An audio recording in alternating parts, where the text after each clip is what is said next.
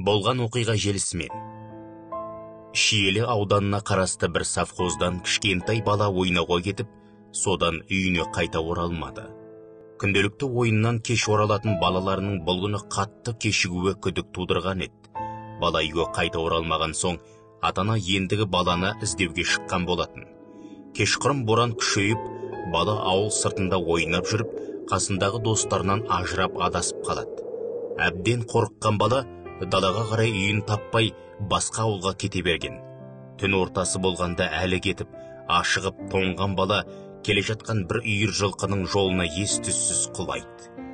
Жақсы айғыр үйірін бөріге алдырмас дегендей, үйір айғыры бұл баланы алғашында жыртқыш аңға балап, осқырына кісінеп, жер тарпып, бір орында тұрмай бала жатқан жерге шауып келді.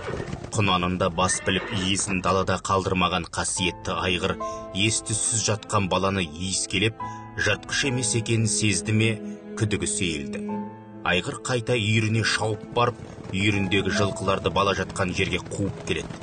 Үйірдегі барлық биемен айнала қоршап, бастарын балаға қарай иіп, демдерімен таңға дейін жылытып тұрған. Таңертең көрші ауыл тұрғыны атпен мал іздеп келе жатып, ат шаптырым жерде өзінің айнала шеңбер жасап тұрған жылқыларын көреді. Әдетте жылқы бұрын соңды шеңбер жасап тұрмаушы еді, бие құлындады ма деп ойлаған. Неде болса жақсылыққа балап, үйірге қарай шаба жөнелген еді.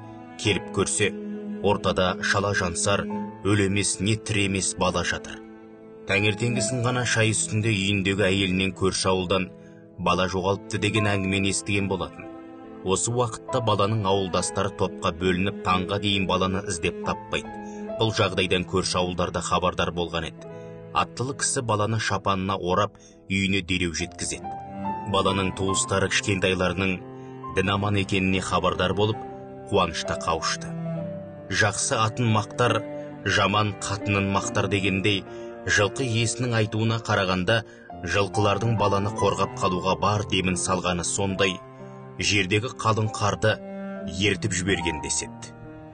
Оқыған Қуат Ахметжанов.